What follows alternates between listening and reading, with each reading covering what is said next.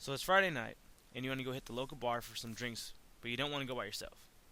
Your roommate says he can't go because he has limited funds this week. So how do you persuade him? Enter social judgment theory. According to Sharif, this objective theory looks at how individuals perceive and evaluate ideas by comparing them with current attitudes. Whenever we hear a new idea, we subconsciously compare it with our present point of view, which happens at the instant of perception. The groundwork for this theory is based off a scale of 3 latitudes: the latitude of acceptance, the latitude of rejection, and the latitude of non-commitment. The latitude of acceptance is any message we feel acceptable or reasonable. The latitude of rejection is any message we feel is unreasonable or irrational. The latitude of non-commitment is any message we feel is neither rational nor irrational. No opinion on the subject. Our favored position on a topic works as an anchor, weighing all of our other thoughts about that topic. It is located on our latitude of acceptance. Before you can persuade your roommate to go to the bar, you need to have a clear understanding of what messages fall within his 3 latitudes and where his anchor lies. If the topic is central to his life, he'll have high ego involvement. This means his latitude of rejection will likely be wide, while his latitude of non-commitment will be narrow. If you choose messages that fall within his latitude of rejection, it will cause a boomerang effect, pushing him further from your side than he originally stood.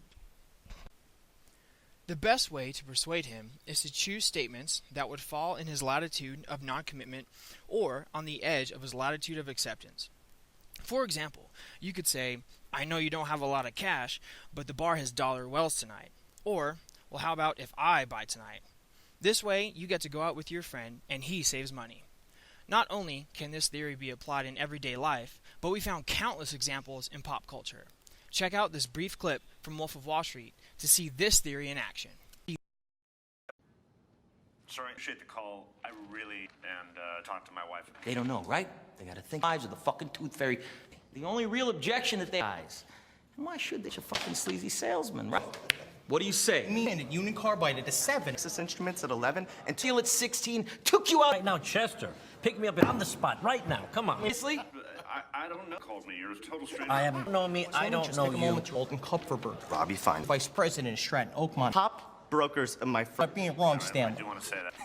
You sound like a pretty sincere. You're rich, and it's not gonna make you do is serve as a business, Kevin. Do you feel comfortable with me? That you finally, that you can trust, instantly make you fair enough? No, yeah, I gotta say I'm pretty impressed. I don't know, what do you...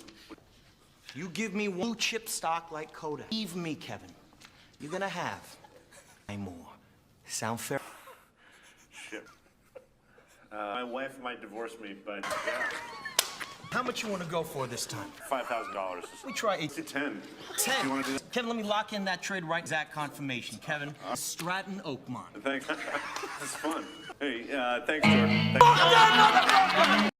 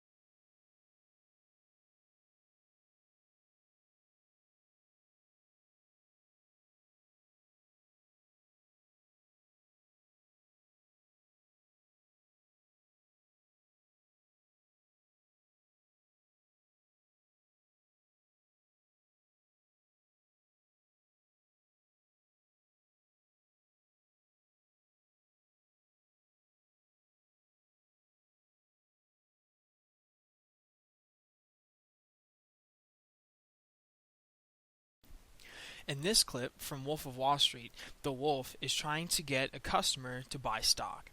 The customer is hesitant. 1, simply because the stock market is risky, and 2, he knows his wife wouldn't approve of such an investment. Buffett targets the customer's area of non-commitment in order to get him to invest a lot of money. He suggests that it is a high-profit, low-risk decision, which falls within the customer's latitude of non-commitment, but close to the latitude of acceptance. Now let's look at an example of social judgment theory in The Crazy Ones. No, please. Not just me. I mean, it's about family. It's about people connecting. And fries. They also make great shakes. Yeah, the problem is, boys, I don't do jingles. Well, there's a lot of things that I find distasteful. And yet he does them for the good of the team. Sometimes just because it's Saturday. Mr. Roberts. Please, Simon. And Zachary. Zachary. You're looking to remake your brand. I'm looking to remake mine. Rebranding. Perfect. That's what we do. No one does it better. See, the old Kelly. Oh, please, classic Kelly. Kelly Classic. Whatever. I want to sing about sex. Whoa, perfect. I want to change my image. So I'll do your commercial, but I want to sing about sex. She wants to sing about sex. Wow. Okie dokie. Great. We love sex. It's my Big fan. favorite, and we just need to come up with a meat-related sex song. For a family restaurant, I mean, how hard could that be, really? I mean, it almost writes itself. I mean, you think of like warm buns, a hamburger patty, pat my patty. How about like a pickle, Stick a pickle in the bun. Now the fun's begun. Now. Boss, secret sauce. Drive through loving, drive through loving, baby, drive through. Hot bag of love, yeah. Open the window, here you go. Thank you. Come again. I had ketchup now. It's not enough ketchup.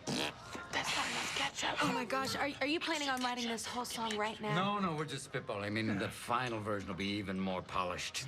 I'll pick the song. In this clip from The Crazy Ones, the businessmen try to convince Kelly Clarkson to do a jingle for a McDonald's ad campaign. She quickly dismisses the idea, telling them that she doesn't do jingles. Realizing this falls within her latitude of rejection, they appeal to her latitude of acceptance, in which she wants to change her image and branding. While hesitant, they know her anchor falls on having a sexier image, so they find a way to make her and the company happy. Now let's look at an example of social judgment theory in Footloose. But my right to dance when I want, where I want, and how I want is a right that you cannot take away. It is mine.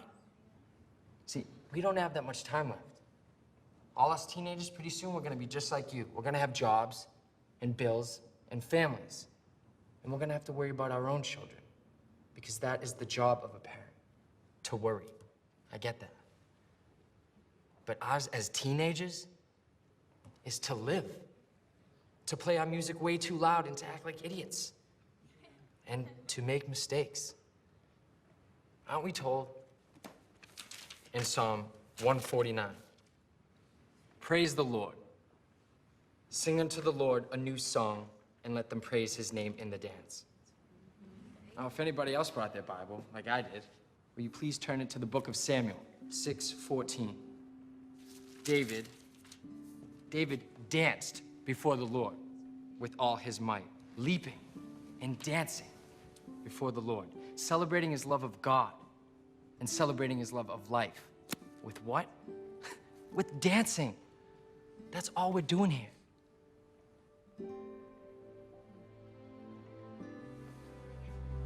Ecclesiastes assures us there's a time for each purpose under heaven.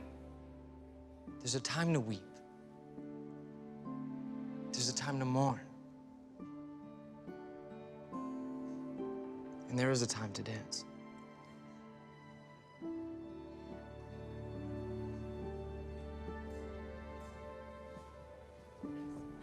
And this is our time. There was once a time for that law, but not anymore.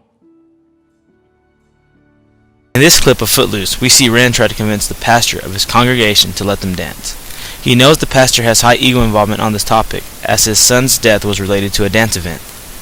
With that, he focuses his plea on the ideas that fall within the pastor's latitude of acceptance, biblical references encouraging dance, and on the importance of human life. By taking this route, the teens win their right to dance in the end. These were just some of the many examples we found of social judgment theory in action. Thank you again for giving us this opportunity to share this awesome communication theory with you.